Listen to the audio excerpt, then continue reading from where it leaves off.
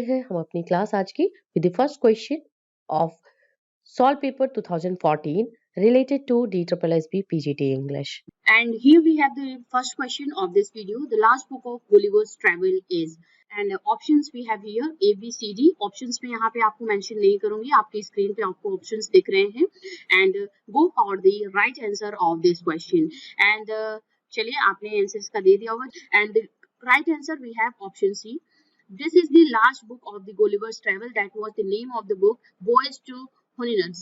Voyage to Houyhnhnms is the last book. So ये जो work है, this is the prose satire written by Jonathan Swift and this is divided into 4 parts. इसमें जो other 4 parts इसके हैं ये आपके सामने मेंशन है, but the last one was the voyage to होuyhnhnms. Next important question we have, Venus and Adonis is a long narrative poem by. Options आपने क्वेश्चन का आंसर दे दिया होगा इसका, क्योंकि ये बहुत ही इंपॉर्टेंट वर्क है, नैरेटिव पोएम है. एंड नैरेटिव पोएम की जहां भी बात आती है तो आपने इसका आंसर तुरंत गेस कर लिया होगा. And the correct answer is option C, that was William Shakespeare is the right answer. इसके हैं this was the long narrative poem written by William Shakespeare. And जो ये लिखा गया था ये 1593 में लिखा गया था. It was written in the year 1593. And Venus and Adonis and also Rape of the Lucrece is the 2 narrative poems that was composed by William Shakespeare. तो ओवरऑल आपको समझ में आया, विलियम शेक्सपियर ने 2 important narrative poems लिखी थी. Venus and Adonis was one of them and which was written in the year 1593. Next important work question we have related to the DSSB PGT 2014 question paper. In Charlotte Bronte's Jane Eyre, the mad woman in the attic is, and we have the correct answer here, that is option C. Option C इसका correct answer है.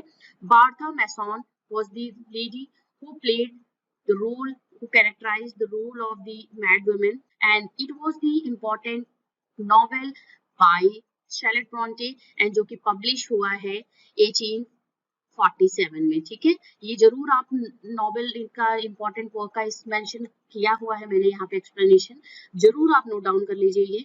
और it was published, मैं यहाँ पे आपको mention कर दे रही हूँ सो दैट आपको कोई इश्यू ना आए, आप इसको नोट डाउन भी करते चलो अपने इंपॉर्टेंट वर्क के. And Bertha Mason was the first wife of the Edward Rochester. Next question we have question number 4. The author of Leviathan is. Leviathan के ऑथर का नेम बताना है आपको. ऑप्शंस यहाँ पे अवेलेबल है A, B, C, D. And A option Thomas Hobbes, B Jonathan Swift, C John Lyly, D option Francis Bacon. And the correct answer we have option A, Thomas Hobbes is the correct answer. And ये जो publish हुआ था ये 1651 में publish हुआ है. ठीक है, आप इसको नोट डाउन जरूर कर लीजिएगा. To which kind of poetry does The Canterbury Tales belong. Canterbury Tales जो कि जियोफ्री चौसर का बहुत ही इंपॉर्टेंट मैग्नम ओपस वर्क है and it was written during the time of the middle English period. Middle English period का ये लिखा गया वर्क है. अगर आपको मिडिल इंग्लिश पीरियड से रिलेटेड सोसाइटी के बारे में जानना है, what was the condition of the society and किस तरीके से लोग बिहेव करते थे, then you can go for this book that was written bye Geoffrey Chaucer. Epic poem है, लिरिकल पोएम है, या ड्रामेटिक है, या नैरेटिव है. And the correct answer we have option D, this is a long narrative poem that was composed by Geoffrey Chaucer. क्योंकि ये narration के form में है, एक स्टोरी से दूसरी स्टोरी, अपने जितने भी कैरेक्टर्स होते हैं यहाँ पे जो पिलग्रिमेज की तरफ जा रहे होते हैं, they are narrating, they are telling story, and that all was written by, composed by Geoffrey Chaucer. So it is a narrative work of Geoffrey Chaucer and the name of the work was the Canterbury Tales. Number 6 question is, Dr. Johnson's The Lives of the Poets is an example of. Dr. Johnson, Samuel Johnson का बहुत ही important work है The Lives of the Poets. और ये क्या, किस तरीके का, इसका किस तरीके का वर्क है ये आपको बताना है. ऑप्शन है साइकोएनालिटिक क्रिटिसिज्म है, या बायोग्राफिकल क्रिटिसिज्म है, आर्किटाइपल क्रिटिसिज्म है, या हिस्टोरिकल क्रिटिसिज्म है. एंड द करेक्ट आंसर जो इस क्वेश्चन से रिलेट करता है that is option B, this is the biographical work of doctor Samuel Johnson. और ये जो वर्क था it was published in the year 1779 में ये पब्लिश हुआ है. Short biography and critical appraisal of the 52 poets that was published in the year 1779, and the Lives of the Poets was an biographical criticism that was written by Dr. Samuel Johnson. Number 7 question is a meter in which an unaccented syllable precedes the accented syllable is called. और इसका जो correct answer है वो option B हमारा है. This is the correct answer. Iambic और pentameter जब आता है, आइम्बिक के साथ जब पेंटामीटर लगता है तो वहां पे आपके 10 सिलेबल्स होते हैं. ये पेंटामीटर का होता है, ठीक है. और मोस्टली जो पोएट्रीज लिखी जाती हैं आइम्बिक पेंटामीटर में लिखी जाती है, लिरिकल पोएट्रीज. डी फॉलोड उनका सिलेबल का जो फॉलो अप होता है, unaccented syllables followed by accented syllables या precedes by accented syllables. This is called iambic meter that is used in composing poetry. So इस तरीके से देखिए क्वेश्चंस आपने अभी तक समझ लिया होगा कि किस तरीके से एग्जाम में क्वेश्चंस पूछे जाते हैं आपके. तो आपका कहीं ना कहीं राइटर्स, पोएट से रिलेटेड, ऑथर से रिलेटेड क्वेश्चन होगा ही होगा. इसी और साथ ही साथ मैट्रिक फॉर्म से रिलेटेड क्वेश्चंस होते हैं. तो इस वीडियो पे आपको एमसीक्यू से रिलेटेड बहुत सारे वीडियोस आपको मिल जाएंगे चैनल पे. आप प्लेलिस्ट के ऑप्शन पे जा करके चेक कर लीजिएगा. आपको वहां पे काफी ढेर सारे काफी अच्छे वीडियोस मिलेंगे जो कि इस चैनल पे मैंने अपलोड कर रखा है. और आपके आने वाले एग्जाम्स, किसी भी एग्जाम के लिए आप जाते हो, उनके लिए बहुत ही इंपॉर्टेंट होने वाला है. तो चलिए नंबर 8 क्वेश्चन की बात कर लेते हैं. Who is the following did the critic Hugh Walker call the prince among English essayist? Prince among English essayist किसे बोला जाता है? ह्यू वॉल्कर जो क्रिटिक थे, उन्होंने किसको ये टाइटल दिया है? And we have the options here. और ऑप्शंस के थ्रू आपने इसका करेक्ट आंसर दे दिया होगा. जब मैंने प्रिंस अमंग इंग्लिश एसेइस्ट बोला तभी आपने आंसर इसका दे दिया होगा. एंड जो हमारा करेक्ट आंसर है that is option C, Charles Lamb. Essays of Elia इनकी बहुत ही इंपॉर्टेंट, इनका एसे का जो वर्क है, ठीक है, आप इसको भी जरूर नोट डाउन कर लीजिएगा. Essay of Elia, this was written by the Charles Lamb. और उन्हें प्रिंस अमंग इंग्लिश एसेज इसलिए बोला जाता है. आप जब भी चार्ल्स लैम्ब की बात करते हो then you will get in the essays of Charles Lamb humor and pathos on the same time in the essays that were written by Charles Lamb. और किस तरीके से उन्होंने अपनी ह्यूमरिक क्वालिटी या ह्यूमरिक स्किल्स का यूज किया, एक कॉमन फीलिंग को टच करता हुआ ऐसे वो उन्होंने बहुत ही इंपॉर्टेंट एसेज लिखे हुए हैं. And essays of Elia is the best example that was written by Charles Lamb we have in English literature. And that's why because of his writing skills, because of the tone, because of the subject matter he had written, and for that he is known as the prince among the English essayists. And this was the said by critic Hugh Walker. Next important question number 9 we have the owl who was God is written by whom? And options हमारे पास available हैं. George Orwell, James Thurber, Ernest Hemingway या Oscar Wilde. And the correct answer we have option B. James Thurber was the man, the short story writer who had written this work, The Owl Who Was God. और बहुत ही important, बहुत ही अच्छी story पे ये title लिखा गया है. चलिए नंबर 10 क्वेश्चन की बात कर लेते हैं. Saki is the pen name of, ये बहुत ही इंपॉर्टेंट पेन नेम है. आपको बताना है एग्जाम में पेन नेम से या शेड्यूलिंग से रिलेटेड भी क्वेश्चंस आपके पूछे जा सकते हैं. तो यहाँ पे बताना है Saki is the pen name of whom. And options यहाँ पे अवेलेबल है. Somerset Maugham, K A. Abbas, Wilkie Collins या Hector Hugh Monroe. And the correct answer you had given the right answer and option D. Hector Hugh Monroe was the man who was known as the pen name Saki. इन्होंने बहुत ही important works लिखे हुए हैं साकी के name से. And he was the British writer. Next important number 11 question is dot is known as the father of detective stories. चलिए मैं जल्दी से ऑप्शंस भी आपको दे देती हूँ. डिटेक्टिव स्टोरीज के फादर्स किसे बोला जाता है? आपके पास ऑप्शंस अवेलेबल है यहाँ पे. Edgar Allan Poe, Anton Chekhov, Arthur Conan Doyle, Judith Wright.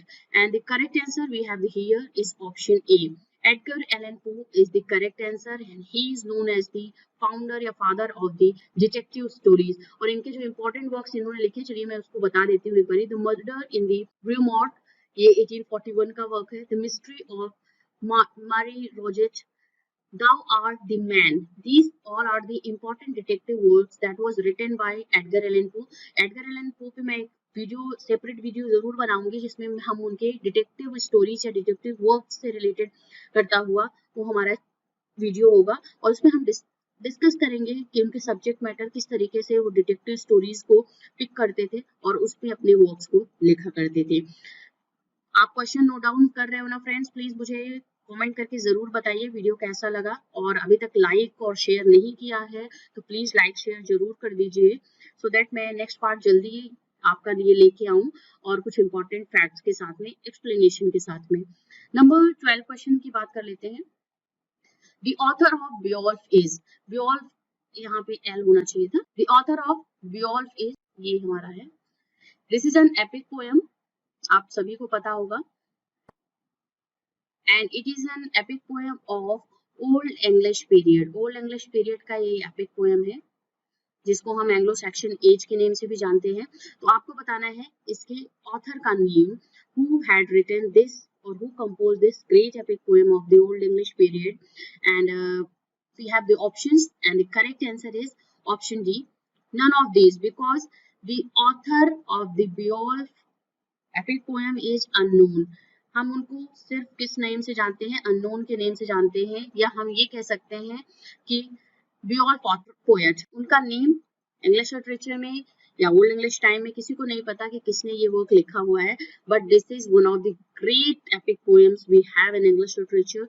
And आप कह लो कि ये ओल्ड इंग्लिश या इंग्लिश लिटरेचर का फर्स्ट एपिक पोएम है, क्योंकि ओल्ड इंग्लिश टाइम पे ये लिखा गया था, Beowulf. And this is the great story of a man, of a warrior whose name is Beowulf. The pilgrims in the Canterbury Tales were going to, कहाँ पे जा रहे हैं? जो पिलग्रिम्स हैं कैंटरबरी टेल्स के लिए जा रहे हैं, इसमें आपको बताना है A, B, C, D and questions आप एक बार ध्यान से पढ़ लीजिए यहाँ पे। एंड इसके क्वेश्चन का आंसर आपने दे दिया होगा, क्योंकि आप तुरंत आपने देख के इसका आंसर दे दिया होगा। एंड यस, करेक्ट आंसर जो हमारा है ऑप्शन सी, कैंटरबरी टेल्स की तरफ जो पिलग्रिम्स जा रहे हैं इस स्टोरी में, इस पोएम में, they were going towards the shrine of Saint Thomas Becket at Canterbury. Canterbury was the place जहाँ पे सेंट थॉमस बेकेट का श्राइन था। वहाँ पे एक पिलग्रिमेज जर्नी के लिए, यहाँ पे जो 29 पिलग्रिम्स हैं वो उस जर्नी को के लिए जा रहे हैं, वहाँ पे अपने प्रेयर्स को ऑफर करने के लिए। Next 14 question is, in Langland's Prayers and Ploughman, Pierce finally appears as, options आपको मैं दे देती हूँ। यस, ये हमारा ऑप्शन है 14 क्वेश्चन का, William Langland, Piers and Plowman, it is an allegorical work of the Langland. And आपको बताना है कि किस फाइनली पियर्स जो थे वो किस फॉर्म में अपियर होते हैं, जो फाइनल का था बुक थी। And we have the correct answer, that is Jesus. Jesus की फॉर्म में ऑप्शन सी हमारा करेक्ट आंसर है। जीसस की फॉर्म में पियर्स फाइनली अपियर होते हैं in this allegorical work of the William Langland, that was Piers and Plowman. Questions कैसे लग रहा है फ्रेंड्स? मुझे कमेंट जरूर करिए। Comment is very important for me and for this channel and for you all, क्योंकि मुझे एक रिव्यू, एक फीडबैक मिलेगा वीडियो आपको कैसा लग रहा है, and that would be very important, so that मैं इम्प्रूव कर सकूं आगे आने वाले वीडियोस में कि आपको किस तरीके से कंटेंट मैं प्रोवाइड करूं। Number 15 is, the first tragedy written in English is. आपने इसका आंसर अभी दे दिया होगा, जैसे ही क्वेश्चन मैंने बोला या स्क्रीन पे आपने देखा, आपने इसका आंसर पक्का दे दिया होगा। And the correct answer is option D, Gorboduc. This is the tragedy written in English language, और इसका जो सब टाइटल था, या आप कह सकते हो फेरेक्स एंड फोरेक्स, ये इसका सब टाइटल है। And also it was written by, किसने इसको लिखा है? Thomas Sackville and Thomas Norton. ये ड्रामेटिस्ट हैं, दो ड्रामेटिस्ट हैं, कोलैबोरेशन वर्क था Gorboduc, and it was the first tragedy written in English language. और जो ये पब्लिश्ड हुआ था, ये 1561 में पब्लिश हुआ था। एक इंपॉर्टेंट डेट इससे रिलेटेड, पब्लिकेशन से रिलेटेड, इसको जरूर नोट डाउन कर लीजिए आप अपने नोट्स में। Next important question number 15 of this video, जो कि previous year question papers DSSB PGT के क्वेश्चन पेपर में पूछा जा चुका है। Reflection on the revolution in France, ये इंपॉर्टेंट वर्क है, आपको बताना है इसका आंसर। इसको किसने लिखा है? Is a work by, options Matthew Arnold, Edward Burke, Wordsworth और एडवर्ड किंग। सो आपने इसका आंसर दे दिया होगा, and yes of course it was written by option B, जो हमारा करेक्ट आंसर है। एडवर्ड बर्ग ने इसको लिखा है, reflection on the revolution in France, और ये 1790 में लिखा गया है। एक इंपॉर्टेंट चीज आप इसको जरूर डाउट कर लीजिए, पब्लिश इन द ईयर 1790 में पब्लिश हुआ है and it was a political pamphlet by Irish writer. Edmund Burke जो थे वो आयरिश स्टेट्समैन थे। पॉलिटिकल पैम्पलेट है, reflection on the revolution in France, published in the year 1790। So important facts आपको पता चल गए जो इस क्वेश्चन का मैंने अभी तक रिपीट किया। आप मुझे प्लीज जरूर कमेंट सेक्शन में बताइएगा कि आपको जो मैं एक्सप्लेनेशन दे रही हूँ वो अच्छे लग रहे हैं आपको या ज्यादा ओवर हो रहा है, सो दैट कि मैं नेक्स्ट वीडियो जब भी आपका इसको लेके आऊँ, बुक भी बहुत जल्द मैं लेके आऊंगी इसका सेकंड पार्ट, तो मोस्ट प्रॉब्ली आपको 2 से 3 दिन में मिल जाएगा इसका सेकंड पार्ट, तो मैं उस वीडियो में इंप्रूव कर सकूं कि मैं बहुत ज्यादा एक्सप्लेन ना करूं उसको। तो प्लीज मुझे कमेंट सेक्शन में ये जरूर बताइए, आपका एक फीडबैक मुझे चाहिए कि आपको एक्सप्लेनेशन जो भी मैं क्वेश्चन से बता रही हूँ वो आपको सही लग रहे हैं या आपके लिए इम्पोर्टेंट है कि नहीं, प्लीज मुझे बताइएगा कमेंट सेक्शन में। 17 question is dot dot dot is a morality play revived in the modern as. आपको बताना है इसमें से कौन सा वो मोरालिटी प्ले था जो कि रिवाइव हुआ है मॉडर्न एज में, and we have the answer A B C D यहाँ पे, and the correct answer is Everyman. ये हमारा मिडिवल एज का, मिडिल इंग्लिश पीरियड का वर्क है, मिडिवल एज से रिलेटेड वर्क है, और ये इंपॉर्टेंट वर्क है जो आपका जॉन बनियन का वर्क है। Everyman is a moral play written by John Bunyan, और ये क्योंकि ये मॉडल स्टोरी या क्रिश्चियनिटी पे बेस्ड ऑन है ये वर्क जो था एवरीमैन, और इसका जो टाइटल है Everyman is related to humanity, इसीलिए मॉडर्न टाइम में जो एक प्रोटागोनिस्ट या अच्छे कैरेक्टर का जो प्लेज में या वर्क्स में, नॉवेल्स में यूज करे जाते थे, Everyman denotes them in modern time, that's why this was Everyman play morality plays was revived in the modern age. Number 18 question is Thomas Kyd was the founder of, Thomas Kyd he was the university wits writer। आपको बताना है he was the founder of what, romantic tragedy, revenge tragedy, historic tragedy और restoration comedy, and we have the correct answer is that is revenge tragedy। revenge tragedy के founder थे, और इनका जो work था स्पेनिश ट्रेजेडी, ये बहुत ही इंपॉर्टेंट वर्क है tragedy, that was written by Thomas Kyd, and एक तरीके से आप कह सकते हो कि Thomas Kidd was the man who started revenge tragedy, he was the founder of the revenge tragedy, and इसी पे एक तरीके से इसको फॉलो किया है विलियम शेक्सपियर ने, and that's why he had written great 4 tragedies we have in English literature, Hamlet, Othello, Macbeth and King Lear। तो Spanish tragedy was the great work of the Thomas Kidd, and Thomas Kidd was known as the founder of revenge tragedy in English literature। Number 19 question is The lines delineated the lover and the poet। ये important line है, बहुत ही important line है friends, इसको जरूर आप note down कर लीजिएगा। Are of imagination all compact, ये इंपॉर्टेंट लाइन्स है, आपको बताना है ये किसने बोला है। ऑप्शन में आपके पास अवेलेबल कर देती हूँ, ये हमारा ऑप्शन है थीसिस, पायरमस, बॉटम और थिस्बे। किसने इसको बोला है, इस लाइन को, किसी इंपॉर्टेंट वर्क में ये लाइन बोली गई है, delineated the lover and the poet are of imagination all compact। The correct answer we have the option A, ये हमारा करेक्ट आंसर है। This was said bye thesis, और ये किस वर्क में बोला गया है ये भी मैं आपको एक्सप्लेनेशन में क्लियर कर देती हूँ, क्योंकि कंफ्यूजन ना हो कि थीसिस जो थे वो कौन सा कैरेक्टर था, वो किस प्ले में ये बोला गया है, and this was said in the play that was written by William Shakespeare का प्ले था मिड समर नाइट्स ड्रीम। आप थोड़ा सा स्पेलिंग में मत जाइएगा, दिस वाज द वर्क, और इसी में ये कैरेक्टर थीसिस था जिसने ये लाइंस बोली हैं, और ये लाइंस जो बोली गई हैं एक्ट 5 सीन फर्स्ट में बोली गई है, ठीक है, ये जरूर आप act 5 scene first midsummer night's dream work था, प्ले था, that was written by William Shakespeare, and ये मोस्ट प्रोबेबली जो पब्लिश हुआ है ये वर्क जो था हमारा वो, सॉरी रिटन ईयर बता दूं मैं आपको, 1595 से लेकर के 1960 के 1595 से लेकर के 1596 के मिड में ये वर्क लिखा गया है मिड समर नाइट्स ड्रीम। आपको अगर इसमें समझ में ना रहा हो तो मैं इसको रिपीट कर दे रही हूँ। ये दिस वाज द लाइन जो भी मेंशन किया मैंने, that was written, that was spoken by Theseus in the play midsummer night's dream, जिसके एक्ट 5 सीन फर्स्ट में ये लाइंस बोली गई हैं, and this play was written by William Shakespeare in the year 1595 to 1596। Number 20 question is Falstaff is a character in Shakespeare. ये बहुत ही important, बहुत ही फेमस कैरेक्टर है और इसका आंसर भी आपने दे दिया होगा क्योंकि बहुत बारी एग्जाम में इससे रिलेटेड क्वेश्चन भी पूछा जा चुका है. D is the correct answer. Henry Fourth में Falstaff इज द कैरेक्टर जिनका मेंशन हेनरी फोर्थ में मिलता है. And next one we have 21 question. The fox is the subtitle of. Subtitle बताना है. फॉक्स किसका सबटाइटल है? Alchemist, Volpone, Everyman in His Humor, none of these. These all are the important works of the Ben Jonson we have in English literature. So, Alchemist, Walpole and Everyman in His Humor Ben Jonson के important works हैं. आप जरूर इसको note down कर लीजिए. और The Fox बताना है किसका subtitle है. And the correct answer is we have the Walpole. Walpole is the correct answer. And this was the play. ये सभी important plays हैं जो Ben Jonson ने लिखे हुए हैं. And it was written in the year 1605 to 1606.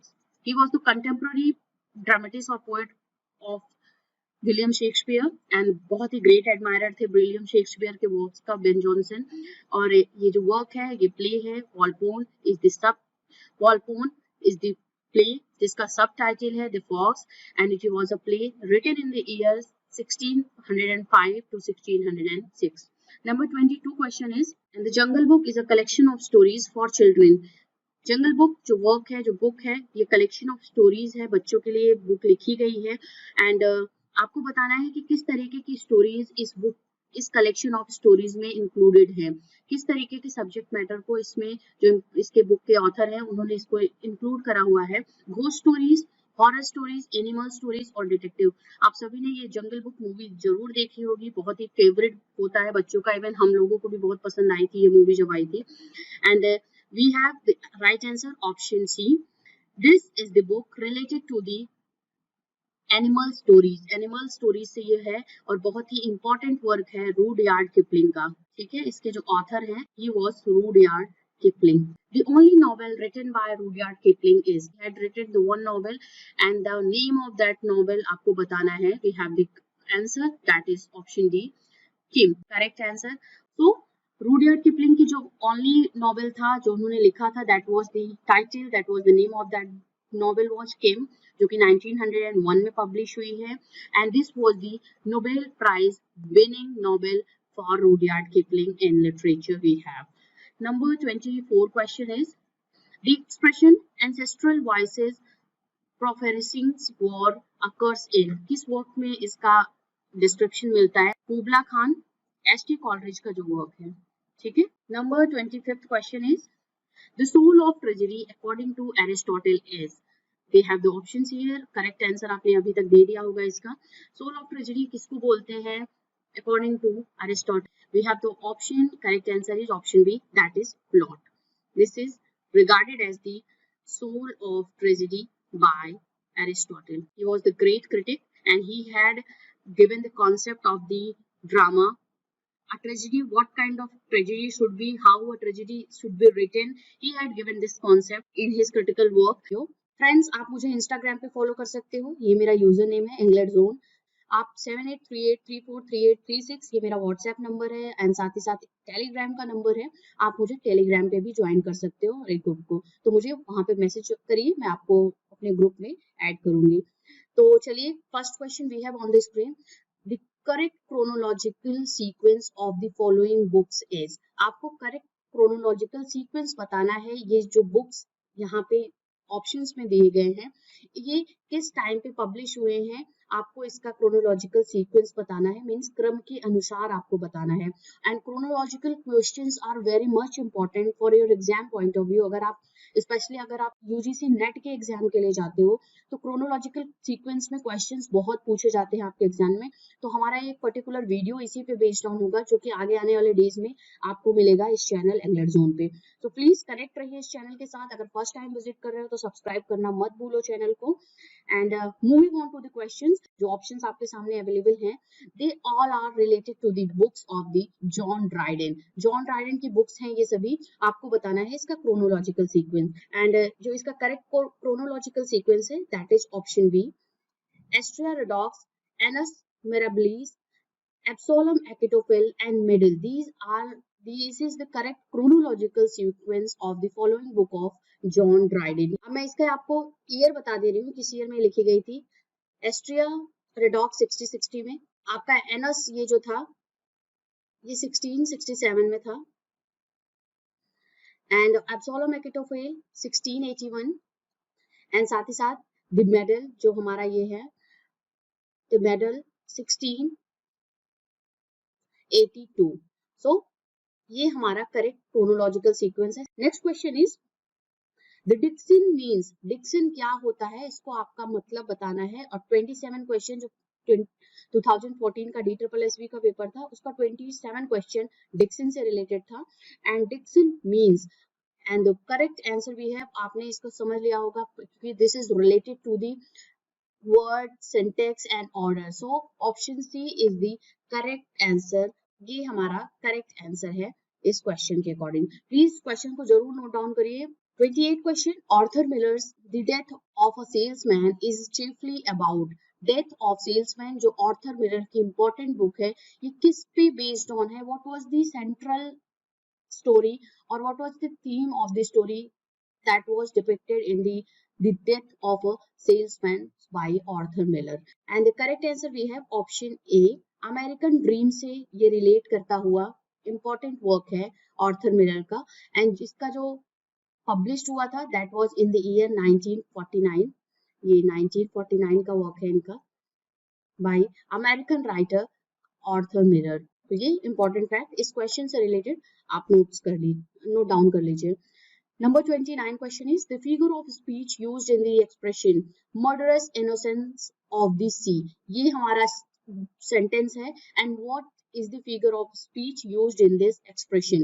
And obviously जहाँ पे murderers and innocence की बात हो रही है because he is murderer and on the same time he is innocent, तो यहाँ पे जो हमारा करेक्ट ऑप्शन होगा वो हमारा ऑप्शन बी होगा, ऑक्सीमोरॉन, जहां पे विरोधाभास का एक्सप्रेशन हो रहा है।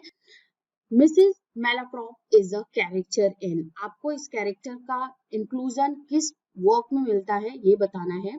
एंड ऑप्शन डी हमारा जो है वो करेक्ट आंसर है। The Rival that was written by RB Sheridan and it was published in the year 1775, that was written in the form of comedy of manners। and Mrs. Malaprop का जो characterisation है ये शेरिडान के the rivals work में मिलता है। 31 question is Samuel Butler's Hudibras is modelled upon. Hudibras जो Samuel Butler का वर्क है, इंपॉर्टेंट वर्क है, मॉक हेरोइक नैरेटिव पोएम है ये सैमुअल बटलर का। आपको बताना है कि ये किस पे मॉडल था, किस पे बेस्ड ऑन था, या कहाँ से इसका सब्जेक्ट मैटर लिया गया है। एंड ऑप्शन बी जो हमारा है उसका करेक्ट आंसर है। फ्रेंड्स आप थोड़ा जल्दी से इसके आंसर्स भी मुझे दे दिया करो सो दैट कि आपकी प्रिपरेशन लेवल क्या चल रही है आपको खुद पता चल सके। और मुझे कमेंट सेक्शन में, आप लोग कमेंट नहीं करते हो, कमेंट सेक्शन में मुझे जरूर बताइए कि कैसे आपको वीडियोस लग रहे हैं एंड साथ ही साथ आपके कितने क्वेश्चंस करेक्ट अटेम्प्ट आप कर रहे हो, सो दैट मैं आपको उसके अकॉर्डिंग आपका नेक्स्ट सेशन लेके आऊं और उसका एक जो हमारा डिफिकल्टी लेवल हो क्वेश्चन का मैं उसको भी इंक्लूड कर सकूं अपने आने वाले वीडियोस में।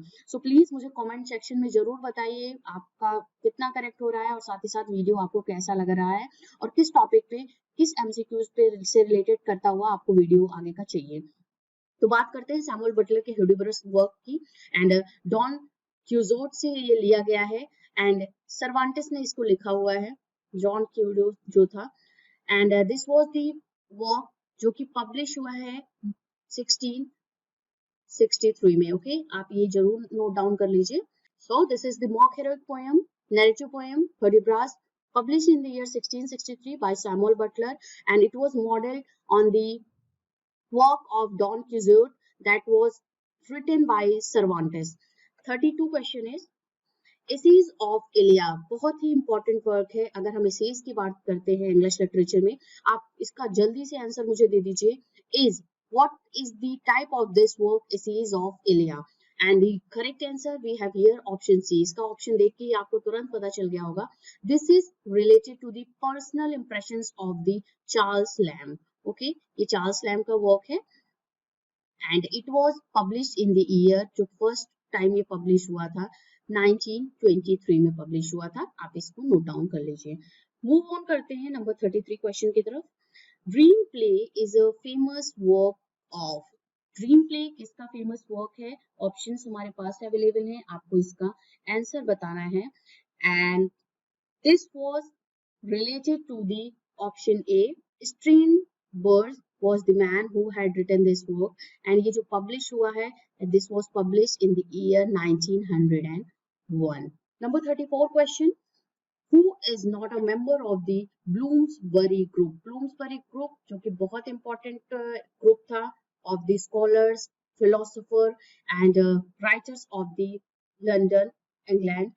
एंड किससे रिलेट करता हुआ ये ग्रुप था कि who was not included in that group out of these four options? M Forster, Leonard Woolf, Lytton Strachey और जेबी शॉ। कौन सा मेंबर इंक्लूडेड नहीं था इस ग्रुप में? आपको इसका आंसर देना है। And the correct answer is option D, GB Shaw, George Bernard Shaw was not included in this group. And Bloomsbury group की जो एक इंपॉर्टेंट मेंबर थी that was Virginia Woolf. Virginia Woolf was the great novelist of the 20th century, जिनके important works की अगर हम बात करते हैं तो द लाइट हाउस उनका बहुत ही इंपॉर्टेंट वर्क है। And she was also the member of the Bloomsbury group. Please friends video को लाइक जरूर कर दीजिए अगर आपको वीडियो पसंद आ रहा हो तो, एंड कमेंट ऑब्वियसली करिए सो दैट कि मैं थोड़ा बूस्टअप हूँ आपके नेक्स्ट वीडियो के लिए। And 35 question is, who is the pioneer of the aesthetic movement? Aesthetic movement का पायोनियर कौन था? आपको इसका आंसर देना है। और बहुत ही इंपॉर्टेंट ये राइटर है जिन्होंने ये एस्थेटिक मूवमेंट के पायोनियर के रूप में जाने जाते हैं। And the correct answer is option A, Walter Pater. ये हमारा करेक्ट आंसर है। एंड इनका जो इंपॉर्टेंट वर्क था वो था appreciation. Appreciation is written by Walter Pater and this is the important work of Walter Peter. Please note down all these important facts related to the questions in your notes so that you can better prepare for your exam, friends. And do tell me what the video is all about and कैसा आपको लग रहा है, आप मुझे जरूर इसको बताइएगा comment section में। 36 question is, the Oxford movement was the fundamental movement for. बहुत ही इजी क्वेश्चन है। ऑक्सफोर्ड मूवमेंट से रिलेटेड क्वेश्चंस अगर आते हैं तो वो आपका ऑब्वियसली रिलेटेड होगा। That is option B, religious reform से रिलेटेड ये मूवमेंट था हमारा, जो कि ऑक्सफोर्ड मूवमेंट के नेम से जाना जाता है हिस्ट्री ऑफ इंग्लिश लिटरेचर में, and it was the modern time movement. Number 37 question is, the author of Les Fleurs du Mal. ये this is the French language, ये फ्रेंच लैंग्वेज है, French work है। And आपको बताना है इसके author का name. And option A, B, C, D we have the here and the correct answer is option B, Baudelaire was the man who was the author of this work, Les Fleurs de Mal, and this is the French word जिसका English में जो meaning होता है इसको बोलते हैं the flower of evil. ठीक है, ये होता है, ये फ्रेंच वर्ड है और ये जो पब्लिश हुआ था it was in the year 1857 and correct answer हमारा है, ऑथर इसके हैं बॉडलेयर। Number 38 question is, which novel of Hardy portrays a girl simple, sensuous and passionate who never comes to term with the world? ये आपको इसका answer देना है। Hardy की किस लेडी या गर्ल कैरेक्टर की बात हो रही है जिसको डिस्क्राइब किया है थॉमस हार्डी ने अपने नॉवेल में, सिंपल, सेंसुअस एंड पैशनेट, और जो कि कभी never comes to term with this word. And obviously we have the correct answer of this question is option B, Tess of d'Urbervilles. ये हमारा correct answer है। इसका जो निक नेम है, what the subtitle of this work is Pure Women, published in the year 1891. This is the test, जो test name की lady होती हैं, गर्ल होती हैं, she is described by the Thomas Hardy as simple, sensuous and passionate in his novel. Number 39 question is, which of the following works by Stevenson illustrate the doubleness of man's nature? doubleness of man's nature की बात हो रही है कि Stevenson के किस वर्क में इस तरीके का इलस्ट्रेशन मिलता है। आपको इसका आंसर देना है। We have the options here, Treasure Island, Kidnapped, Weir of Hermiston and Doctor Jekyll and Mister Hyde. And option D is the correct answer. 39 question का जो हमारा आंसर है, this was the split personality, जिसको double of man's nature बोलते हैं, इसको हम split personality के नेम से भी जान सकते हैं। And this was the work in which this was the split personality was described, illustrated by Stevenson, and the work was published in the year 1860, 1886, 1886 में ये publish हुआ है. 40 question is, the novel The Man Who Was Thursday was written by whom? The Man Who Was Thursday is the novel, और आपको बताना है इसके writer का नेम, और हमारा जो करेक्ट आंसर है वो है option B. G.K. Chesterton was the man who had written this book, The Man Who Was Thursday. And ये जो पब्लिश हुआ है, ये वर्क जो इनका था 1908 में पब्लिश हुआ है. प्लीज नोट डाउन जरूर कर लिए इसको. And it is related to the metaphysical thriller. ठीक है, 1908 में पब्लिश हुआ है और मेटाफिजिकल थ्रिलर पे ये वर्क बेस्ड ऑन है G.K. Chesterton का. Number 41 question is, in his novel H.G. Wells portrays the character of, किस तरीके के कैरेक्टर को H.G. Wells ने अपने जो नॉवेल्स में पोर्ट्रे किया है, आपको इसका आंसर बताना है. Lower middle class, the aristocratic class, lower class और the capitalist. And the correct answer we have here option A. Lower middle class के कैरेक्टर्स को वो अपने नॉवेल्स के लिए पिक करते थे H.G. Wells, जिनका portrays जो characterization था that was related to lower middle class characters. Number 42 question is, Veena ये कैरेक्टर का नेम है, आपको बताना है H.G. Wells के किस नॉवेल में वीना का कैरेक्टराइजेशन मिलता है.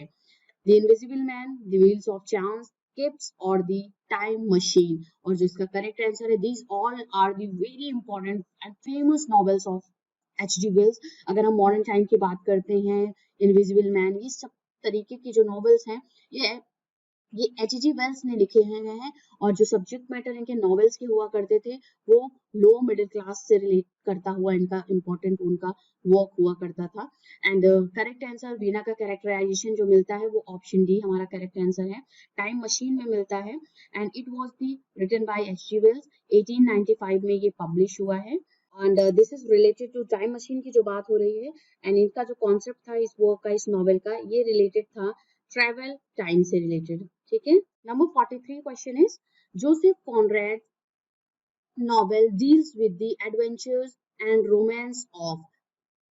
क्वेश्चन है, जोसेफ कॉनरेड के नॉवेल्स का जो सब्जेक्ट मैटर हुआ करता था वो एडवेंचर एंड रोमांस से हुआ करता था, बट वो किस एडवेंचर एंड रोमांस की बात अपने नॉवेल्स में करते थे. इसका ऑप्शन यहाँ पे अवेलेबल है. Option A mountain life, option B city life, option C life और ऑप्शन डी सोशल लाइफ. तो आपको इसका आंसर देना है and the correct answer is option C. आप जोसेफ कॉनरेड की जो भी वर्क होंगे आप उसमें अगर देखोगे, they were mostly based on the adventure and romance of sea life. Okay, तो ये हमारा आज का करेक्ट आंसर होगा. इनके अदर वर्क्स की अगर हम बात कर लेते हैं तो द मिरर ऑफ द सी, आप यहाँ पे फिर से आप देख सकते हो कि जोसेफ कॉनरेड ने फिर से उसी सब्जेक्ट मैटर पे, सी लाइफ पे या समंदर की लाइफ में से रिलेटेड करता हुआ नॉवेल्स लिखा हुआ है. द निगर ऑफ द नार्साइसस, ये इंपॉर्टेंट वर्क है इनका अदर. तो overall he deals with the subject matter related to adventure and romance, and the correct option is sea life.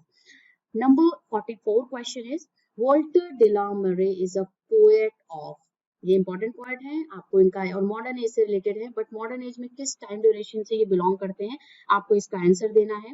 And the option A the Georgian poet, the romantic poet, the Victorian और Edwardian poet. Correct answer है option ए. दो तो बिल्कुल ही नहीं होंगे क्योंकि romantic में मैंने बता दिया ऑलरेडी मॉडर्न टाइम के थे. जॉर्जियन एंड एडवर्डियन में से था इनका, but he related to the Georgian period, और इसका जो टाइम ड्यूरेशन था दैट वाज 1873 से लेकर के, यहाँ पे मैं मेंशन कर देती हूँ, 1873 से लेकर के 1956 का जो टाइम ड्यूरेशन था वो वॉल्टर डे ला मैरे का टाइम ड्यूरेशन है and he belongs to the Georgian poet. Number 45 question is, in Shaw play life of a flower girl was. Life of a Flower Girl was depicted in the play of G.B. Shaw. आपको बताना है उस play का नाम, बहुत ही famous play है. आपने जब भी आप English literature as a subject आपने लिया होगा तो ये आपने अपने ग्रेजुएशन के सिलेबस में जरूर पढ़ा होगा. ये उनका इम्पोर्टेंट जो ड्रामा था, and that was, we have the correct answer is option D, Pygmalion is the correct answer, and it was published in the year 1912. 1912 में ये publish हुआ है पिग्मेलियन, जिसमें The Life of a Flower Girl is described by G.B. Shaw. Number 46 question is, Conrad's novel is set in Tsarist Russia. Tsarist Russia में Conrad का कौन सा novel जो था वो डिस्क्राइब किया गया था, उसका सेटिंग जो था वो रसिया में हुआ था. आपको इसका आंसर देना है option A, B, C, D, and the correct answer we have here that is option A, under western eye, and it was published in 1911. This was the novel, and जो सब्जेक्ट मैटर था इसका, it was related to the crime and punishment. Theme जो था इसका novel का, that was related to the crime and punishment. Under Western Eye is the setting of this play, of this novel was Russia. Number 47 question is, in Shaw's St. John tries to free from the English army. किस जगह से वो English army से free होना चाहती थी? Saint John जो important drama है जॉर्ज बेनॉट शा का, तो आपको इसका आंसर देना है, and the correct answer is option B, tries to free French from the English armies. And ये नॉवल जो था, ये ड्रामा जो था Saint John, this was the chronicle play of GB Shaw. Chronicle play है GB Shaw से किसी एक टाइम ड्यूरेशन को डिस्क्राइब करता हुआ ये इनका ड्रामा है जॉर्ज बेनॉट शा का. Number 48 question, relations is a poem by. अब रिलेशन जो पोएम है उसके जो ऑथर है या उसको किसने कंपोज किया है, आपको इसका आंसर देना है, एंड ऑप्शन ए हमारा करेक्ट आंसर है, ए के रामानुजन. 1971 का ये पोएम है, यहाँ पे मैं मेंशन कर देती हूँ, ये जो पब्लिश हुआ है 1971 में पब्लिश हुआ है, and it was written by Indian English author or poet, that was A.K. Ramanujan. Number 49 question, the story in which Kamala Das refers to lesbian relationship as. कमला दास की किस पोइट्री में आपको लेस्बियन रिलेशनशिप का description मिलता है, इसका answer देना है. एंड कमला दास की बात करें तो she was the one of the poet of the Indian English literature who is known as the confessional poet. Confessional poet के नेम से जानी जाती है Kamala Das, because in her works, in her poems she talked about her personal life, and the answer is option A, Iqbal. This is the correct answer. और कमला दास से related मैंने video बना रखा है, इनके लाइफ, इनके बायोग्राफी से रिलेटेड. प्लीज आप उसको चैनल के वीडियो सेक्शन में जाकर के जरूर चेक कर लीजिएगा, और आपको वहाँ पे अदर इंपॉर्टेंट वीडियोस भी मिल जाएंगे, important author, poets and novelist, dramatist की बायोग्राफी से रिलेटेड या उनकी लाइफ एंड वर्क से रिलेटेड. चलिए नंबर 50 क्वेश्चन की बात करते हैं, and the question is, the author of the home and the world is. इसका आंसर आपको देना है, and the correct answer that is option C. This was written by Rabindranath Tagore, and this is the novel of the Rabindranath Tagore, जो कि publish हुआ है 1916 में. In which of the following novels the incidents relating to the declaration of emergency in India figure? आपको बताना है कि कौन सा वो इंसिडेंट जो था, किस नॉवेल की बात हो रही है जिसमें इंसिडेंट जो था रिलेट करता था, declaration of emergency in India. आपको उस नॉवेल का नेम बताना है, and the right answer of this question is option C. ये हमारा करेक्ट आंसर है, option C. Such a long journey, Rohinton Mistry ने इसको लिखा हुआ है, and this was published in the year 1991. इसका पब्लिकेशन ईयर है 1991 में. नंबर सेकंड क्वेश्चन है, 52 question is, she is inspired but diabolically inspired. Who does this line refer to? आपको इसका आंसर बताना है, किसमें इस लाइन को रेफर किया जा रहा है, Candida, Saint John, Major Barbara and Whitefield. And the correct answer is option B. बहुत ही फेमस कोटेशन है ये, अगर हम बात करते हैं सेंट जॉन जो ड्रामा है बाय जीबी शॉ, इसका करेक्ट आंसर सेंट जॉन है. सेंट जॉन को इस लाइन में रेफर किया जा रहा है, which she is inspired by, diabolically inspired, and this is written, published, premiered in the year 1923. GB Shaw का बहुत ही फेमस ड्रामा है. Number 53 question is, American Dream is the name of character in Edward Albee's. Option आपके सामने है, American Dream, a Zoo Story, the death of Bessie Smith, और fourth option है Who Is Afraid of Virginia Woolf. And Who Is Afraid of Virginia Woolf is also an important work of Edward Albee. तो इसका जो correct answer है that is option A, American dream जो था, इसमें characters की बात हो रही है एडवर्ड एल्वी के इस वर्क में। और ये क्या है, American Dream one act play है and it was premiered in the year 1961। So please friends, important facts जरूर आप नोट डाउन करिए, जो भी क्वेश्चंस के आंसर मैं यहाँ पे बता रही हूँ। और वीडियो में आपके कितने आंसर्स इस सेशन में करेक्ट हो रहे हैं मुझे जरूर आप कमेंट सेक्शन में बताइएगा। और वीडियो कैसा लग रहा है ये मुझे कमेंट करके प्लीज आप मुझे इन्फॉर्म करिए। And 54 question is, anagnorisis is a term used by Aristotle for describing. Anagnorisis जो ये टर्म है, एरिस्टोटल ने किस लिए इसका यूज करा हुआ है, क्या चीज इसको डिस्क्राइब करता है according to Aristotle. And the correct answer we have here, that is option A. The moment of discovery by the protagonist is the correct answer. And Aristotle की पोएटिक्स में उन्होंने इस टर्म को इस तरीके से, जैसे उन्होंने ट्रेजेडी को डिफाइन किया है, work should be required for writing a tragedy, तो इसी तरीके से इस ट्रेजेडी के लिए एनागोनिसिस जो टर्म था ये एरिस्टोटल ने अपनी वर्क पोएटिक्स में दिया है। And this describe the moment of discovery by the protagonist, जब किसी चीज को उसको नॉलेज होती है ड्रामा में, that is called anagnorisis. Next 55 question is, Walt Whitman's O captain my Captain is an elegy on. आपको बताना है ओ कैप्टन माय कैप्टन, जो कि बहुत फेमस एलेजी पोएम है bye Walt Whitman, an American poet, ये किसकी एलेजी है, किससे रिलेट करता हुआ ये वर्क लिखा है, कॉम्पोजिशन लिखा है वॉल्ट विटमैन ने। एंड आपने इसका आंसर दे दिया होगा। सो विदाउट एनी डिले चलते हैं करेक्ट आंसर की तरफ। And the correct answer is option B, Abraham Lincoln. And this was published, जो ये था work O captain my captain, this was published in the year 1865। ठीक है, नोट डाउन जरूर कर लीजिएगा, 1865 में ये पब्लिश हुआ है। And it was an elegy on the death of Abraham Lincoln, जो अमेरिकन प्रेसिडेंट थे उनकी डेथ पे ये एलेजी पोएम लिखी गई है bye Walt Whitman. And this is one of the most popular and famous poem of Walt Whitman we have in American literature. Next important question, 56 question. Please friend mind में रखिएगा कि मैंने already 2 parts में अभी तक के 50 questions आपसे discuss कर लिए हैं विद इट्स एक्सप्लेनेशन। आपको उन वीडियोस के लिंक डिस्क्रिप्शन बॉक्स में साथ ही साथ आई बटन पे मिल जाएगा, आप प्लीज जरूर चेकआउट कर लीजिएगा। और दूसरे वीडियोस जरूर भी देखिए जो इस चैनल पे अपलोडेड हैं, लिंक सभी वीडियोस के आपको डिस्क्रिप्शन बॉक्स में मिल जाएंगे, तो डिस्क्रिप्शन बॉक्स वीडियो के लास्ट में आप जरूर देखिएगा। Number 56 question is, who is the following Who of the following is known for aphoristic prose style? Options आपके सामने अवेलेबल हैं यहाँ पे, William Hazlitt, Charles Lamb, GK Chesterton और option D Francis Bacon. And the correct answer भी है, अगर हम एफोरिस्टिक प्रोज स्टाइल की बात करते हैं तो हमारे माइंड में सबसे पहले जो नाम आता है दैट इज फ्रांसिस बेकन। तो इसका जो करेक्ट आंसर है एफोरिस्टिक प्रोज स्टाइल से रिलेटेड, ये हमारा फ्रांसिस बेकन से रिलेट करता है। एंड जो फ्रांसिस बेकन अपनी प्रोज स्टाइल एसीज में जो उन्होंने वो लिखा हुआ है, आप एफोरिस्टिक स्टाइल से रिलेट करता हुआ जो उनका मतलब होता है that is related to sayings, proverbs and बहुत ही विटी तरीके से वो अपने प्रोज में, एसेज में अपने जो उनके थॉट्स हुआ करते थे, जो एक लाइफ फिलोसफी है of life, that is described by Francis Bacon in his essay, and that the style he adopted, that is called aphoristic prose style.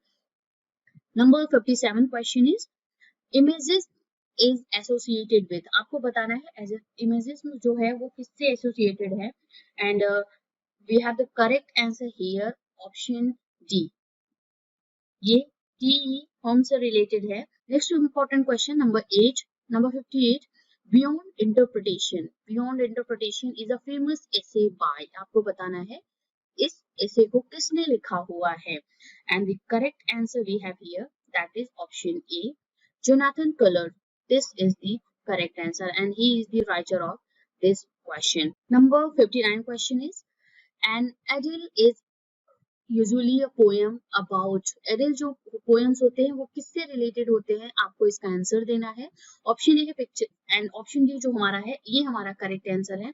जो idyll poems होती हैं वो पिक्चरिस्क कंट्री लाइफ से रिलेटेड होती हैं, जो कि गांव की जो लाइफस्टाइल होती है, किस तरीके का एनवायरनमेंट होता है, लाइवली जो चीजें होती हैं उसको पिक्चराइज करना होता है पोएम में, that is called idyll poems. Next 60 question is, the term stream of consciousness is derived from the writing of, आपको बताना है स्ट्रीम ऑफ कॉन्शियसनेस जो टर्म है, जो एक मॉडर्न टेक्निक है, and it was derived from the writing of which writer? And the correct answer is that is option C, William James correct answer है।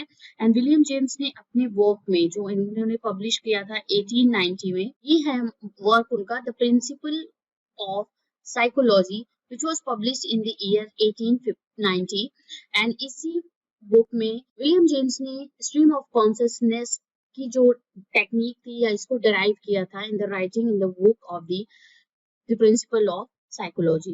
Next, number 61, the lines not that he wished is greatness to create for politicians neither love nor hate. occurs in किस poem में इसका description मिलता है, आपको बताना है इसका answer, and the correct answer is that is option C, Absalom and Achitophel by John Dryden. Please जरूर नोट डाउन करिए इन सभी फैक्ट्स को अपने नोट्स में। तो ये हमारा क्वेश्चन था, एब्सोलम एंड अकेटोफिल, जो कि जॉन ड्राइडेन ने लिखा है, and this lines occurs in this work of the John Dryden. Number 62 question is, our birth is but a sleep and a forgetting. ये क्वेश्चन जो था हमारा 2014 के DSSB PGT इंग्लिश के पेपर में पूछा जा चुका है। तो यहाँ पे हम सभी क्वेश्चन उसी एग्जाम से रिलेटेड डिस्कस कर रहे हैं, सॉल्व पेपर है उसका, एंड एक्सप्लेनेशन के साथ में डिस्कस कर रहे हैं। तो प्लीज आप थोड़ा सा कंफ्यूज मत होइएगा कि मैं कहाँ से क्वेश्चन लेके आ रही हूँ। ये सभी DSSB PGT इंग्लिश के क्वेश्चंस हैं जो कि आपके 2014 के पेपर में पूछे जा चुके हैं। और इसके बाद हम जो हमारा पेपर जो होगा DSSB से ही रिलेटेड होगा, उसमें हम जो अभी रिसेंट जो एग्जाम्स हुए हैं उससे रिलेटेड हम क्वेश्चंस पिक करेंगे और उनको डिस्कस करेंगे। तो ये बहुत ही फेमस लाइंस हैं, आपको बताना है ये किस वर्क में मिलती हैं, इस लाइंस को डिस्क्रिप्शन किस वर्क में मिलता है, आपको इसका आंसर देना है और आपने अभी तक दे दिया होगा। And yes, we have the correct answer option C, immortality ode that was written by William Wordsworth. ठीक है, ये विलियम वर्ड्सवर्थ का वर्क है। Number 62, U R Ananthamurthy is you are Ananthamurthy's novel Sanskara was translated from Kannada to English by, English language में किसने translate किया है you are Ananthamurthy की नॉवेल संस्कार को, जो कि कन्नड़ लैंग्वेज में लिखी गई है। तो इसका जो सही आंसर है वो हमारा वो है ऑप्शन बी, ए के रामानुजन ने इसको इंग्लिश में ट्रांसलेट किया है।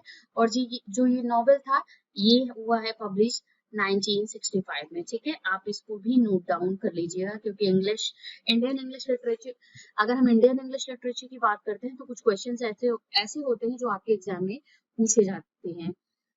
64 question is, understanding poetry by Brooks and Warren encapsulates the principles of, यहाँ पे बात हो रही है Cleanth Brook and Robert Penn Warren की, कि ये किससे अंडरस्टैंडिंग पोएट्री ये किससे रिलेट करता है, इनका जो प्रिंसिपल है किस प्रिंसिपल पे बेस्ड ऑन है understanding poetry. And the correct we have here that is option A, correct answer है, that is related to the new criticism. ठीक है, इसको जरूर आप नोट डाउन कर लीजिएगा। अंडरस्टैंडिंग पोएट्री इनका वर्क था, इनका कोलैबोरेशन वर्क था, बुक थी Cleanth Brook and Robert Penn Warren की, जो कि न्यू क्रिटिसिज्म प्रिंसिपल पे बेस्ड ऑन थी। Number 65 question is, imagine communities is a concept propounded by, option इसके हैं Gayatri Spivak, Ashis Nandy, Benedict Anderson and Walter Benjamin.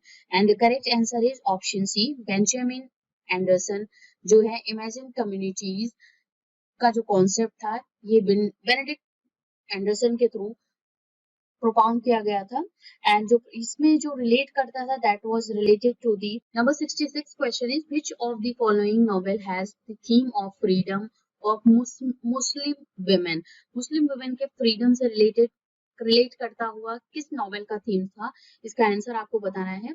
Sunlight on a Broken Column, option A है, option B In Custody, option C Dark Holds No Terror, option D the Shadow Lines. And जो correct answer है वो हमारा है option A, Sunlight on a Broken Column, ये correct answer है, जो कि मुस्लिम वुमेन्स के फ्रीडम से रिलेट करता हुआ ये नॉवेल था।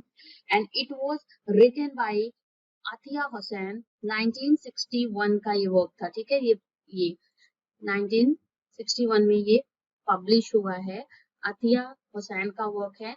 इसको जरूर आप मेंशन करिएगा अपने नोट्स में, सो दैट कि because this book is very important, that was related to the theme of the freedom of women, Muslim women, and the title of that work is Sunlight on a Broken Column. Number 67 question is, the phrase monuments of uneasing intellect occurs in Yeats. W.B. Yeats की किस वर्क में इस phrase का description मिलता है, जो कि यहाँ पे मेंशन है, monuments of uneasing intellect, and this was none other than in the work of W.B. Yeats, Sailing to Byzantium. And Sailing to Byzantium जो पोएम थी, ये पोएटिक जो वॉल्यूम था, पोएटिक कलेक्शन था, टावर, दी टावर के poetic collection में ये publish हुआ था, जो कि 1928 में पब्लिश हुआ है, ठीक है। आप इसको जरूर नोट डाउन कर लीजिएगा। 1928 में the tower poetic collection publish हुआ है, जिसमें ये पोएम सेलिंग टू वेजेंटियम पब्लिश हुई है, and it has the phrase monuments of uneasing intellect. Number 68 question is, who among the following is a Canadian critic? Canadian critic के बारे में पूछा जा रहा है। इसमें out of these four options which is the correct answer, जो कि Canadian critic belong करते हैं या Canadian critic के रूप में जाने जाते हैं, and we have answer that is option B, Northrop Frye. Northrop Frye is this the correct answer. He is known as the Canadian critic in English literature. Number 69, ripeness is all is a line from. ये line बताना है, ये जो ripeness in all है, ये किस work से लिया गया है, ये लाइंस बहुत ही इंपॉर्टेंट वर्क है। और यहाँ पे ऑप्शंस में जो मेंशन कर रखा है, ये विलियम शेक्सपियर के ड्रामाज मेंशन कर रखे हैं, तो ये फेमस लाइन विलियम शेक्सपियर के ड्रामा से लिया गया है, and the correct answer is option D, King Lear. Edgar का ये स्पीच है, एक्ट 5 सीन सेकंड में ये बोला है, एक्ट 5 सीन सेकंड में एडगर ने ये स्पीच दी है, ये बोला है, ripeness is all and this is related to the unavoidable of death, means मृत्यु को टाला नहीं जा सकता है, इसी से रिलेट करता हुआ ये स्पीच है एडगर का, ripeness is all. Number 70 question is, the technique used in the line something there is that doesn't love a wall, something there is that doesn't love a wall is related to, किस technique में या किस literary device में इस तरीके के words का, इस तरीके के सेंटेंस का यूज होना है, आपको बताना है, and correct answer that is inversion, ये हमारा करेक्ट आंसर है। एंड इन्वर्जन जो होते हैं, this is related to the reversal of position, order और फॉर्म और रिलेशनशिप। जब भी किसी भी सेंटेंस में अगर कोई तरीके का रिवर्सल होता है उसके पोजीशनिंग में, उसके ऑर्डर या फॉर्म में, उसके रिलेशनशिप में, that is called the technique inversion. और यहाँ पे जब से something there is that does not love a wall, तो यहाँ पे हम इसको ऐसे भी बोल सकते हैं, there is something that does not love a wall.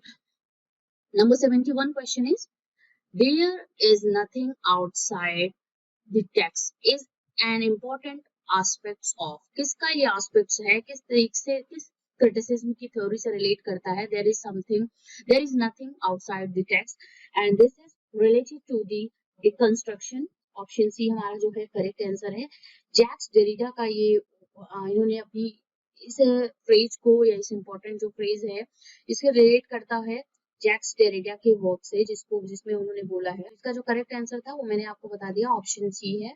तो ये there is nothing outside the text is an important aspect related to the deconstruction theory, and Jacques Derrida ने अपने वर्क स्टेटेड इन ग्रामेटिकोलॉजी जो कि 1976 में पब्लिश हुई है, इसमें इस स्टेटमेंट को, इस एस्पेक्ट को प्रेजेंट किया है। Number 72 question is, the letter A that at different points in the scarlet letter stands for the following ideas except, किस following ideas को नहीं प्रेजेंट करता है scarlet letter में related to the letter A, and the correct answer that is option A, appetite को नहीं present करता, बाकी इसकी सही जो है adultery, angel and able से related है ये, and जो ये work है, so scarlet letter is a work of Nathaniel Hawthorne and it was published in 1850 and it is a historical fiction. ये historical fiction जो है novel category में belong करता है. Scarlet Letter Nathaniel Hawthorne का book है. Number 73 question is John Crow ransoms God without thunder and unorthodox defense of orthodoxy is an attack on. किस से रिलेट करता हुआ ये वर्क लिखा है जॉन क्रो रैंसम ने, किस पे अटैक करता हुआ लिखा है? एंड ऑप्शन जो सी है वो हमारा करेक्ट आंसर है. Science for destroying the mystery of God. This is related to that and it is an attack on science. 74 question is poetry sheds no tears such as angels weep but natural and human tears are lines by, and this is lines by William Wordsworth, set by William Wordsworth, जो कि preface to the lyrical ballads में इन्होंने ये lines को बोला है William Wordsworth ने. Number 75 question and this is the last question of this video. Please friends, I hope आप सभी ने क्वेश्चंस को नोट डाउन कर लिया होगा विद राइट आंसर एंड जो भी एक्सप्लेनेशन मैंने डिस्कस किया है आज के वीडियो में वो जरूर आपने मेंशन कर रखा होगा अपने नोट्स में. और मैं बार बार बोल रही हूँ आपको, प्लीज मुझे जरूर बताइए आप सब कि वीडियो कैसा लगा आपको through your comment and also कितने क्वेश्चंस आपने सही किए मुझे जरूर बताइएगा. तो 75 क्वेश्चन की बात कर लेते हैं. Arnold was the first English critic to stress upon the necessity of. किस चीज को पे स्ट्रेस किया है, ज्यादा प्रेशराइज किया है अर्नोल्ड ने, that this should be in the criticism on in the English critical field, and he was the first English critic to stress upon the necessity of that thing, and that is option B जो हमारा है वो correct answer है. Comparative criticism की बात की है Arnold ने and he stress he talked about this thing that this is the necessity of the criticism, that critical work should be comparative, there should be a comparative criticism, and he was the first English critic to talk about this. In his major criticism, T.H. Lawrence makes a distinction between. आपको इसका answer देना है. Options आपके पास available है. D.H.. Lawrence ने जो अपने critical works लिखे हैं उसमें किस तरीके का डिस्टिंक्शन किया हुआ है. And the correct answer is intuition and the mind, instinct of the body and intellect of the mind. This is the things that D.H. Lawrence makes a distinction between these things in his major critical works. Number 77 question is the phrase dissociation of sensibility was first used by T.S. Eliot in his. किस वर्क में T.S. Eliot ने dissociation of sensibility का use करा हुआ है? इसका answer आपको देना है एंड बहुत ही इजी क्वेश्चन है related to T.S. Eliot, and the correct answer we have option C, that is metaphysical poets. Option C हमारा करेक्ट आंसर है. metaphysical poets जो इनका क्रिटिकल वर्क था इसमें उन्होंने डिसोसिएशन ऑफ सेंसिबिलिटी का फर्स्ट टाइम यूज किया हुआ है और जो ये वर्क था ये पब्लिश हुआ है 1921 में. ठीक है, मेटाफिजिकल पोएट से रिलेटेड ये उनका वर्क था. And number 77 question 8th question is The Principles of Literary Criticism is a famous work of. बहुत ही इंपॉर्टेंट क्वेश्चन और बहुत ही मोस्टली आस्क्ड क्वेश्चन है. ये आपके मोस्ट टाइम आपके एग्जाम में ये क्वेश्चन पूछे जा चुके हैं इस तरीके के क्वेश्चंस और इसका आंसर आपको देना है. And the correct answer is option A. I.A. Richards is the correct answer. He had written this work, The Principles of Literary Criticism, जो कि 1924 में इन्होंने पब्लिश किया था. ठीक है, इसका जरूर आप मेंशन कर दीजिएगा. ये नोट्स आप अपने पास रखिए सो दैट आप जो भी इंपॉर्टेंट फैक्ट्स मैं बता रही हूँ आप उनको नोट डाउन भी करते चलो. चलते हैं नंबर 79 क्वेश्चन की तरफ. The pen name of alpha of plough refers to the essays. किस essays को अल्फा ऑफ फ्लो के नेम से जाना जाता है इंग्लिश लिटरेचर में? And we have the very easy question. This is in this series of DSSB PGT English और इसका जो करेक्ट आंसर है that is AG gardener.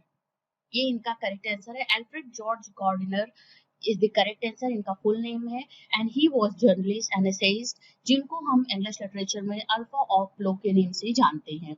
Number 80 question is The Negro Artist and the Racial Mountain, the Manifesto of the Harlem Renaissance is a short say by. ये एक work है, short से है. आपको बताना है इसका answer. Who had written this work? The Negro Artist and Racial Mountain, The Manifesto of the Harlem Renaissance. And none other than this was written by, we have the correct answer, that is option D. जी हाँ, इसका correct answer option D है. Langston Hughes का ये work है and this was written in the year 1951. So ये publish हुआ है, जो ये वर्क था 1951 में पब्लिश हुआ है.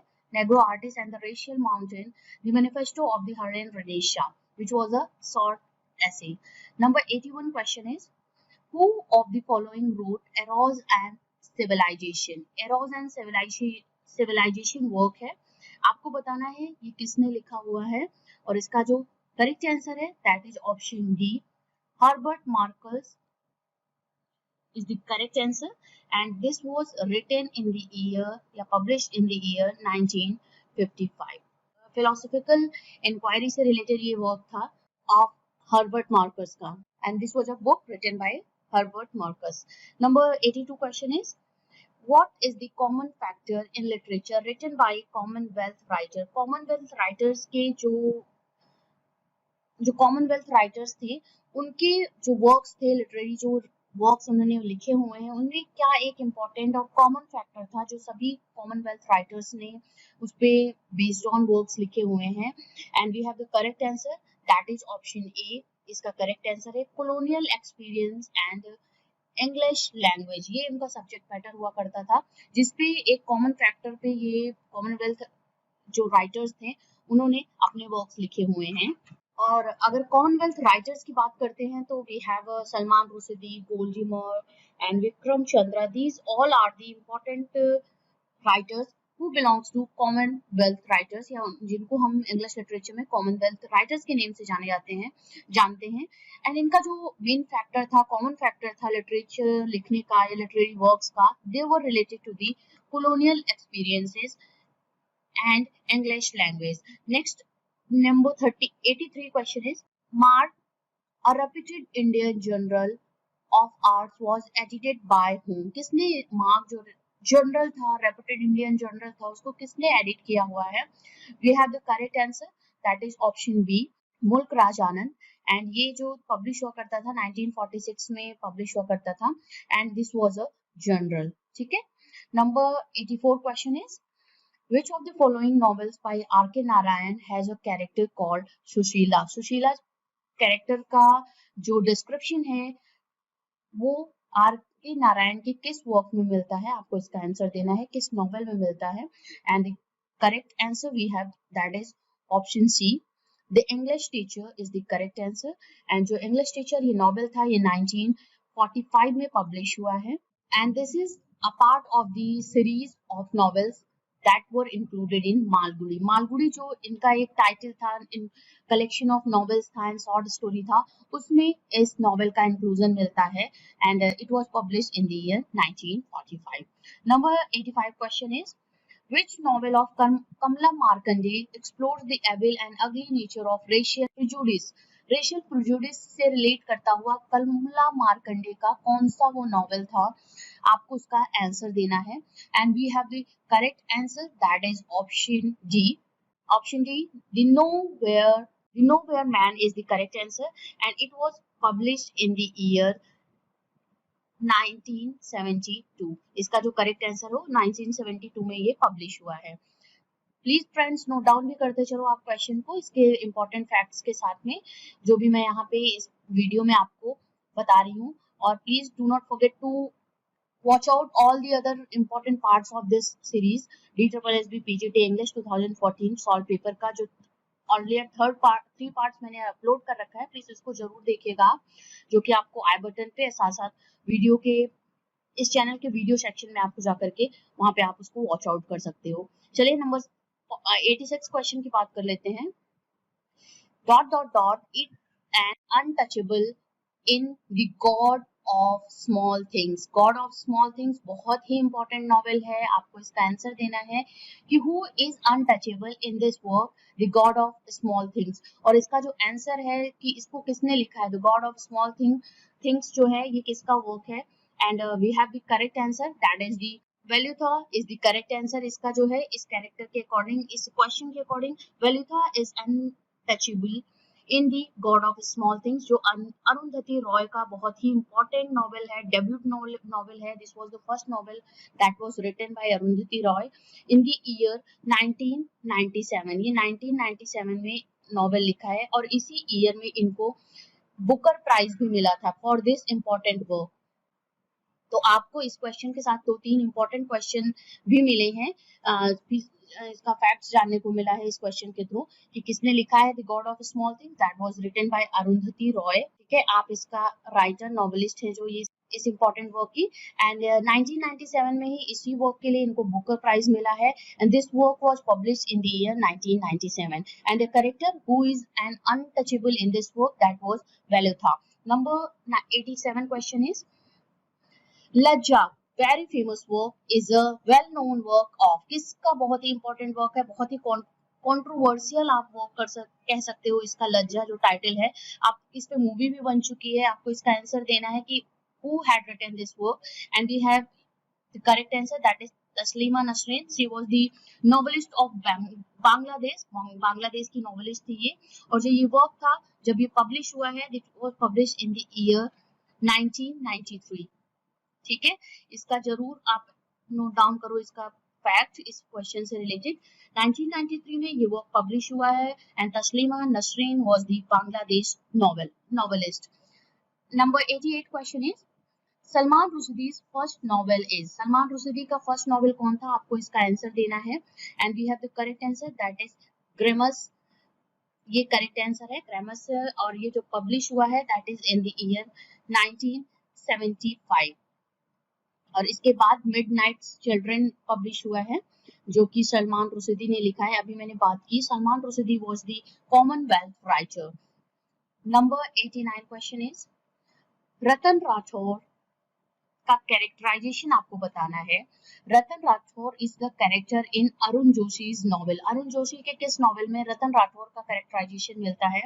And go for the right answer. अभी देखिए आपको मोस्टली जो क्वेश्चंस मिल रहे हैं इस सीरीज में, अब आपको इंडियन इंग्लिश लिटरेचर से रिलेटेड क्वेश्चंस मिल रहे हैं. तो अगर REETSSB की आप तैयारी कर रहे हो तो you have go for the Indian English literature also, because बहुत ही इंपॉर्टेंट पार्ट होता है इंडियन इंग्लिश लिटरेचर का, जिसमें आपको नॉवेल्स, राइटर्स एंड नॉवेलिस्ट से रिलेटेड कौन सा कैरेक्टर था किस नॉवेल में वो सब कुछ आपके क्वेश्चंस पूछे जा सकते हैं. So be prepared for all that also. इसीलिए मैं ये सेशन लेके आई हूँ. आगे नेक्स्ट सेशन में हम कुछ और इंपॉर्टेंट क्वेश्चंस डिस्कस करेंगे जो आपके प्रीवियस ईयर पेपर्स में पूछे जा चुके हैं. तो बात करते हैं इस क्वेश्चन की. And the right answer of this question is option B, जो इसका है the apprentice is the correct answer. And this work was published in the year 1974. Okay, 1974 में ये वर्क इनका पब्लिश हुआ है. इसको नोट डाउन भी कर लीजिए आप. Number 90 question is the author of the great Indian novel. आपको इसका नॉवेलिस्ट का नेम बताना है या ऑथर का नेम बताना है. Who had written this work, the great Indian novel. And we have the correct answer, that is Shashi Tharoor. And he is a top leader of the Congress party. And he is great statesman जो अपने English के pronunciation के लिए जाने जाते हैं, English के words के लिए जाने जाते हैं शशि थरूर अपने. And he had a good language, English language skill. And this work, the great Indian novel was published in the year 1989 and this was the satirical novel. ठीक है, आप एक जरूर important work. This was a the great Indian writer was a satirical. And here we have the 91 question. Gugi in Weep Not Child call Kenyan youth to. ये Kenyon writer थे, Kenyon novelist थे. गुगी वा थायोंग इनका full name था. This was the first novel weep not child और उन्होंने James गुगी के name से इसको पब्लिश करा था. एंड आपको बताना है what is this work related to. Kenyan youth के ऊपर जो वर्क था वो किस तरीके से रिलेट करता था उनसे. And the correct answer, that is option C, build the nation. This is the thing that in which Weep Not Child is talked about, build the nation to the Kenyan youth by the Ngugi wa Thiong'o. Number 92 question. The author of the paradoxical phrase, to gain his freedom, the author must give up his freedom. ये paradoxical phrase है, to gain his freedom, the author must give up his freedom. ये किस author ने बोला है, आपको इसका answer देना है। And we have the correct answer, that is option D, Nadine Gordimer, जिनको की हमने बात की। He was one of the Commonwealth writer we have in English literature. And number 93 question is diaspora क्या होता है, आपको इसका मीनिंग बताना है। डायस्पोरा मीन्स, हाँ इसका डायस्पोरा मीन्स होता है, जो इसका करेक्ट आंसर है वो ऑप्शन डी है, the movement of people to a country away from their own country। जो एक ये मूवमेंट है, एक डायस्पोरा जो मूवमेंट है, दैट इज रिलेटेड टू, उन लोगों से रिलेट करता है जो अपनी कंट्री से दूर रहते हैं किसी और कंट्री में।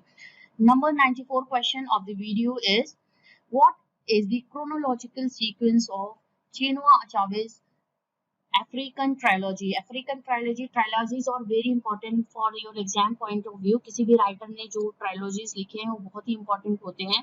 तो चिनुआ अचावे का जो एक क्रोनोलॉजिकल सीक्वेंस आपको बताना है जो अफ्रीकन ट्रायलॉजी से बेस्ड ऑन है। And we have the correct answer, that is option A, things fall apart no longer at ease arrow of God is the correct answer. ये इनका क्रोनोलॉजिकल सीक्वेंस में लिखा गया है। And 95 question of the video is I am the enemy you killed, my friend, I knew you in this dark is the line from, किस work से इस line को लिया गया है, इसका आंसर आपको देना है। And we have the right answer here is option C, French meeting is the correct answer. And this is the work of the Wilfred Owen. Wilfred Owen का इंपॉर्टेंट वर्क है I am the strange meeting, and जिसमें ये line है I am the enemy you killed, my friend, I knew you in this dark। And 96 question of the video is periphrasis which is a roundabout way of speech or writing is also known as, किस दूसरे नाम से इसको जाना जाता है जो periphrasis जिसको बोलते हैं। and we have the correct answer, that is option D, circumlocution। circumlocution is the another name in which we know periphrasis। Number 97 question is who among the following writers belongs to the American beat movement। beat movement से कौन सा writer है, जो other writer है जो belong करता है इसमें से, जो ये ऑप्शंस दिए गए हैं आपको इसका आंसर देना है। And we have the correct answer, that is option B, Allen Ginsberg is the man, is the writer who belongs to the American beat movement। Number 98 question is which of the following is a parody of Gothic novels. Gothic novels का जो parody है आपको बताना है उसको answer. Gothic novel जो relate करता है terror and ghost related thing से, एंड आपको इसका आंसर देना है कि इसमें से कौन से ऑप्शन में से कौन सा ऑप्शन करेक्ट है जो कि गोथिक नॉवेल की पैरोडी से बिलोंग करता है। And we have the correct answer option C, Northanger Abbey by Jane Austen. ये जेन ऑस्टिन का नॉवेल है। She was the great novelist of the romantic era. And इनका जो सब्जेक्ट मैटर होता था वो डोमेस्टिक सब्जेक्ट मैटर पे या डोमेस्टिक सब्जेक्ट मैटर से रिलेट करता हुआ इनके थीम्स हुआ करते थे। मोस्टली इनके वर्क्स में, इनके नॉवेल्स में फीमेल जो रोल करते थे, फीमेल कैरेक्टर्स जो होते थे वो लीडिंग कैरेक्टर्स होते थे। And we have another works of Jane Austen novels we have, that is Pride and Prejudice and Sense and Sensibility, Emma, these all are important novels written by Jane Austen। And Northanger Abbey is a parody of Gothic novel। Number 99 question is words that has no set theme, no regular meter, rhyme or stanzaic pattern is called, that is called blank verse or flexible verse, heroic verse or free verse। yes, correct answer जो इसका है free verse है। अगर blank verse होता है तो वहां पे हम आइमिक पेंटामेंटल का यूज करते हैं, means it has no rhyming at the last of the lines but it has a regular stanzaic pattern, blank verse has, but free verse has no set of theme, no regular meter, rhyme और stanzaic pattern, that's why it is called free verse. और mostly जो modern times की poetries होती हैं वो free verse में ही लिखी जाती हैं। 100 question and this is the last question of the video and this is the last question of DSSS PGT English paper 2014।